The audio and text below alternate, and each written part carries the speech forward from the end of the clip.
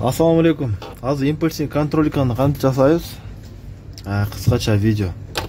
Импульсный контролика мындай контроликалар бар.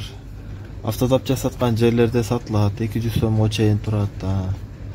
Булардын ичиндеги башка контроликалардан преимуществосу бул өзү простой болот азыр ичи. Бирок светодиодный лампасы менен двухсторонний. Массага көк, плюска кызыл жанат да өзү. Лампочкасы ошондой. Бирок буну биз азыр батарейка салып туруп импульсный кылабыз. Лампочкасы мындай резиновый пластиковый трубканын ичине мындай светодиодный лампочка коюлган болот. Анан лампочканын эки шегеси мындай крышка менен жабылган болот. Азыр биз бунун узундугу өтө узун. Азыр батарейка кошкондо бизге батарейкага место керек, ошон үчүн буну бир аз кичинейтебиз. Но бул жагында кичинекей диод сыяктуу бир нерсеси бар, ал жагына тийбейбиз.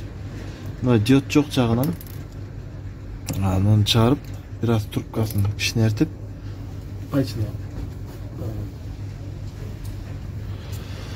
трубкасын кичинертебиз. 0,5 мм кичинертип, кайрадан салып,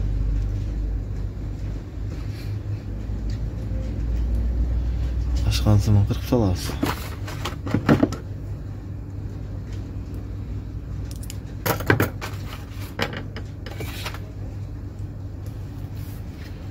Лампочка даяр.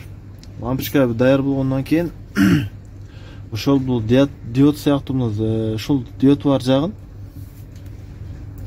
контрольканын артына салып атканда, мына капкак жагына карап салабыз.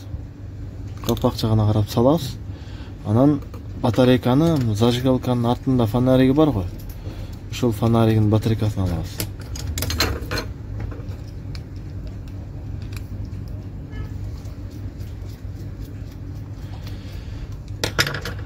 Шундан чыгарып,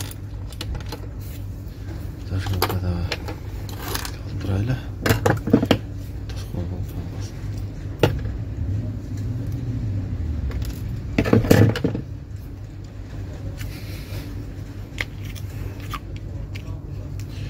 Şu 3 батарейкасын чыгарабыз, булардын вольттору ошо светодиодко туура келет. Базарда да сатат. Штугу 5 тонн болса керек. Муну салгандан кийин батарейкасын салганда муну аңтарып алабыз дагы. Аңтарылган абалда оңой салынат. Мына плюс жагын мындай бул жагынан минус, арты плюс. Ошо плюс жагын лампочкага каратып салабыз. Салганда мынтип салабыз. Но эгерде мындай кылып алып ичине таштасаңар аңтарылып калат түшкөнгө чейин. Ошон үчүн мындай кылып плюс жагын өйдө көздөй кылып алып сала берет. Теп салып кармап, да экинчисин салып кармап, ошондо но батарейка аңтарылып калбайт да. 3 батарейканы салгандан кийин өзүнүн артында мындай пружинасы бар. Ошо артында кошо чыккан ошо пружинасы менен акырын нары түртөбүз. Бизде өкмөт батарейкага аңтарылып калды. Бир батарейкасы. Ошонго көңүл буруш керек. Батарейкасы сөзсүз плюс жактары лампочкага карап түшкөн болуш керек да.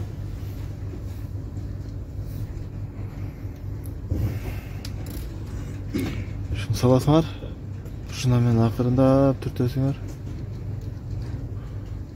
Мынакей болду. Анан капагын жаап койсоңор. Өз негизи даяр эле келет. Ушул ишине боло турган иш ушул. Батарейкасын салыш керек.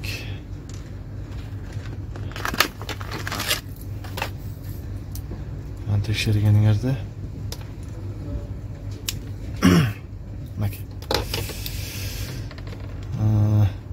кээде мына контрольканын ичиндеги лампочка бирок келет. Азыр мына ичиндеги лампочкасы бирок экен. Запаскасын салып көрөбүз.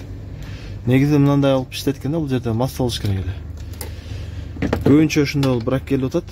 Анга манер берсе, мына запаскасына бул жерде дагы лампочка бар. Ошол лампочканы саласыңар. Bunun dağı ошондой эле мына буну кыскартабыз. Себеби батарейка менен бир аз батпай калышы мүмкүн. Ошон үчүн бир аз кыскартып койсоңор кенен батат да.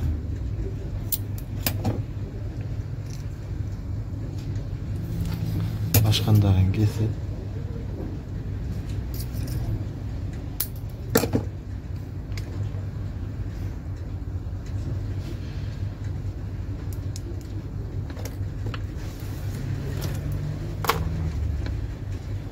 негизи ушундай бул неге контрольга биринчи контрольга жасаганын себеби азыр баары бир ишти кылганда контрольга керек болот да, ошон үчүн биринчи контрольганы жасап, анан контрольгадан кийин калган жумуштарды контрольга менен текшеребиз. Ошолорду азыр көрсөтөбүз. Дагы эле ошо плюс жагын лампочкага карап салабыз. Акыркы ушул келген светодиодный индикаторлордун контрольганын ичиндеги лампочкалары тетири келип атат да. Ошон үчүн маани бербей эле запаскасын салып жасап аласыздар. Мынакей. Мындай калганда масса жанат. Эгерде аккумуляторго текшерсек, мынакей. Мына аккумуляторго мисалы массага кымчыган болсоңуз, мынакей. Массага кымчыдык. Эми эгерде массага кымчып алып, массаны текшере турган болсок, мынакей көк жанат.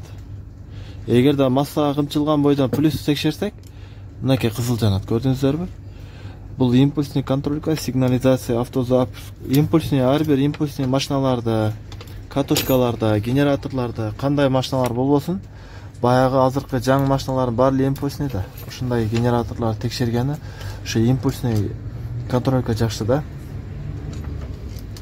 Айрыкча Toyota Wish ушул сыяктуу машиналардын стеклоподъемниктери импульсный болот да. Аларды эгер простой контрольга менен текшере турган болсоңуз, ал ушул иштебей калышы мүмкүн да, ичинде микродиоддор күйүп калышы мүмкүн. Ошон үчүн атайын импульсный контрольга жасагыла.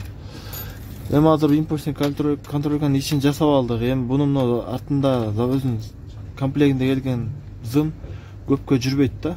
Эми ушуну бышыгыраак кылып кандай кылып жасайбыз? Анга бир мындай зым бар, ичин 0,5 двухшилка болот. Ушунун бир бөлүгүн бөлүп алабыз. Келгенде мына эки зым кошо келет да, двухшилка болот. Метр 30 сомдон 25 сомдон болот. Биз ушуну бөлүп 1 метрди экиге. Анан мындай крокодилчиктер бар. Средний крокодил.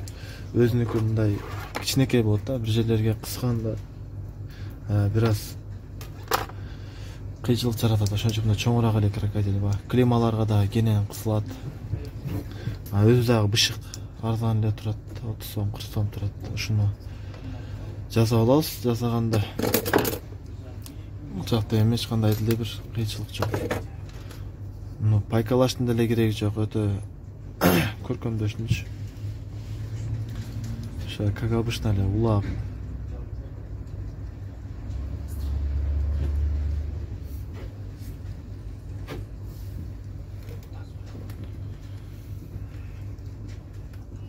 Крокодилди улайбыз.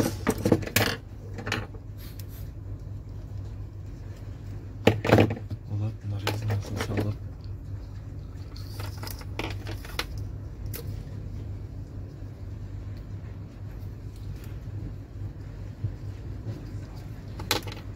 Эми бул жагын болсо,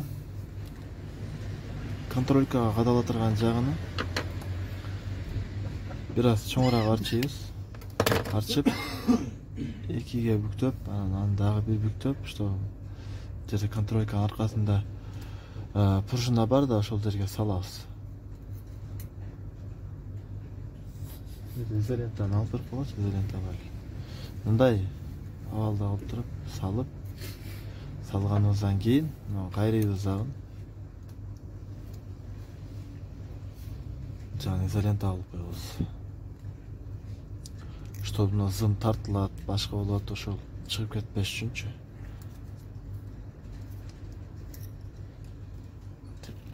Изолента алып коебуз. Болду. Ушу менен контрольга бүттү. Негизи көп эле усталар контрольканын артына бул жерге прямой жасап алат да. Прямой жасап алып, мына крокодил менен кымчып, анан бул жагы менен прямой беришет да. Ошол нерсе жакшы эмес да негизичи. Прямой берген бул баягы непрофессионализм да, бул баягы бир датчикте күйүп калат, кээде машиналар күйүп кетет. ошону айланчы, ошондуктан прямой кылып, эч качан прямой берип текшербегиле. Жөн гана питаниясын текшергиле. Питаниясын текшерип иштеп аткан болсо, анан ошол запчастьын өзүн алмаштырып көрүп, ушинтип иштесеңер дурус болот да. Негизи контрольга бир гана ошо питания келип атабы, келбей атабы, ошол үчүн эле да.